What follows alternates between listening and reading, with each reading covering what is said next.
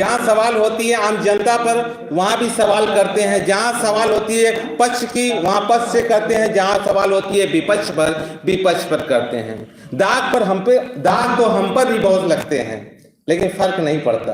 फर्क सिर्फ इतना पड़ता है कि जब तक जान है तब तक जीजीएस न्यूज भ्रष्टाचार के खिलाफ एक जंग लड़ता रहेगा। जय हिंद, जय भारत।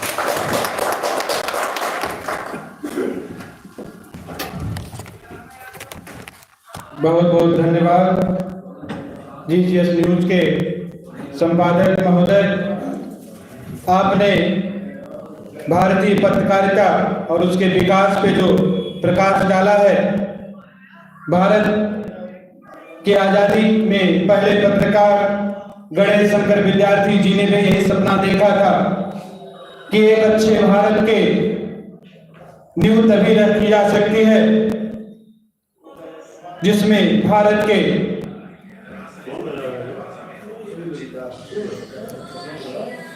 आजादी की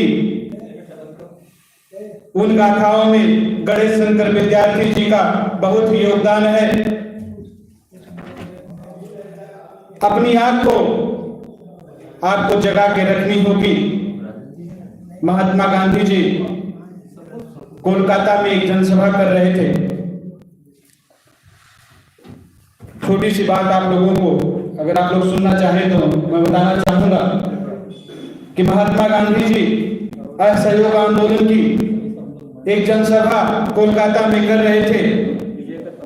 बहुत आजादी का एक खुमार जोश लोगों में भरा पड़ा था कि कितनी जल्दी देश को आजाद कर लिया जाए।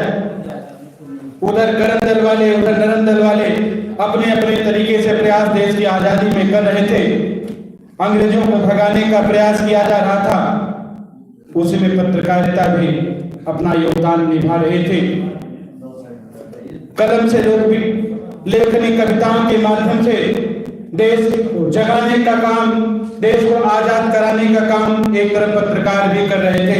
उसी में गणेश शंकर विद्यार्थी का नाम सबसे ऊपर आता है, जिन्होंने पत्रकारिता के क्षेत्र में पत्रकारिता को पैदा करने में, पत्रकारिता की सोच पैदा करने में, पत्रकारिता के माध्यम से देश को आजाद कराने में महती भूमिका निभाई।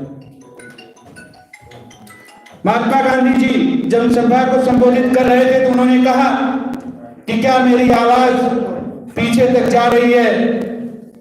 तो पीछे वालों ने हाथ हिला के कहा कि बापू आपकी आवाज नहीं आ रही है। फिर उन्होंने कहा कि क्या मेरी आवाज पीछे तक जा रही है? तो लोगों ने दोनों हाथ उठा के कहा कि नहीं बापू आपकी आवाज नहीं आ रही है।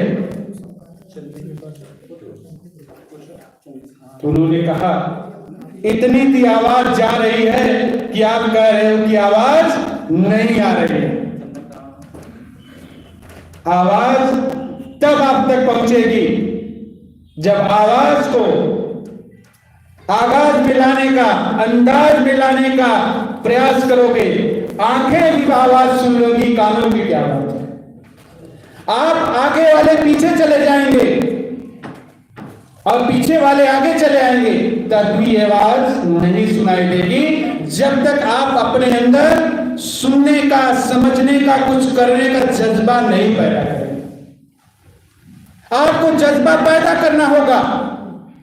देश और समाज के लिए सभी तरह की समस्याओं का सामना पत्रकार को करना पड़ता है और वहीं हर मंच पे यह बोला जाता है कि पत्रकारिता देश और लोकतंत्र का चौथा स्तंभ।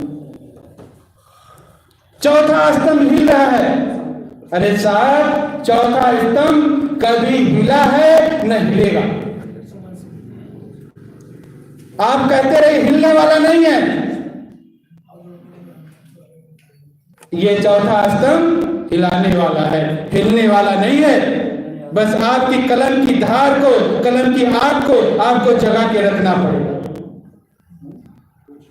वो ताकत है आपके अंदर कि आप इतिहास बदल सकते हैं, और बदला है, इतिहास को बदला है। सरकारें बदली है, राजनीति बदली है, लोगों की सोच बदली है। वो जज्बा है आपके अंदर, बस उस जज्बे को पहचानने की जरूरत है। इसमें एक एक जो कलम का सिपाही बैठा है वो अपने आप में